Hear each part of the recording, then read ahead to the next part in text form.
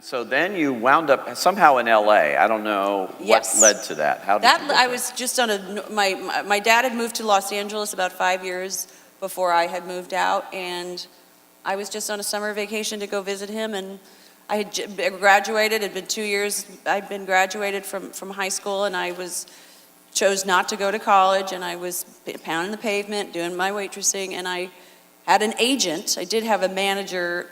I think they were a manager and an agent. And then I came to visit Dad in LA, and then I just sort of went on a couple auditions. I asked my friend for $100 so I could get headshots. And then, I about 3 months in, I got a sitcom.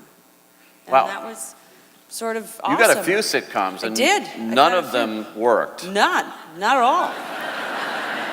Do you know she did Ferris Bueller's Day Off as a television sitcom? Does anybody remember that on TV? All right. If you've forgotten, it's okay. You did a number of them. Yeah, I did The Edge, which was a sketch comedy show. This show that was called Muddling Through, which we did, and Malloy with Mayim Bialik before Blossom even happened. Wow. Before she even bloomed and blossomed. And but I was also like, okay, great. This year's over. 6 episodes, 13 episodes, 1 season. What's up next? You know, the whole concept of being picked up for another season was kind of foreign to me. Wow. So where in this thing did this little show called Friends come into your life? Friends Like Us, it was called at the time. Friends Like Us. Friends Like Us. And it came when I was doing Muddling Through. Am I screaming into this? No, not at all. Are you sure? I realize that you don't have one, and I do. No, it's like... You're mic'd. I'll go like this. I feel so.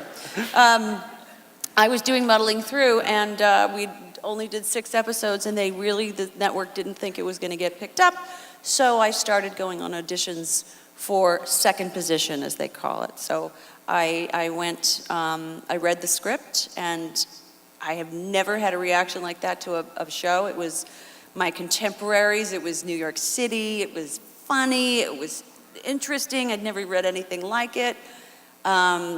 This guy named David Schwimmer was already cast, and Courtney Cox was already cast, and so then I had seen David Schwimmer at a play at Northwestern because my friend Susanna was going there, and I was just visiting her, and I remember thinking, that guy's so great.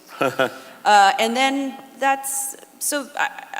Muddling Through ended up getting picked up, even though they cast me in Friends, and they picked it up in spite of, sort of to spite the show, which Jim Burrows, who is our beloved director, told me in the pilot. He said, yeah, they'll pick this show up just because they know this show is going to be a hit. And I was thinking, no, that no one would ever do that.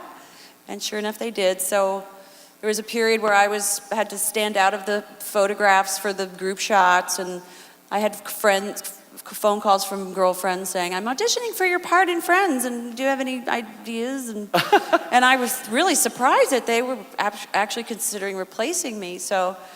But then, thank God, they didn't find anyone, and they just took the chance that Muddling Through would fail after the 2 episodes they picked it up for. So I just sort of did this back and forth from Sony to Warner Brothers for 2 weeks, and then it went away, poof. And then... And Friends went boom.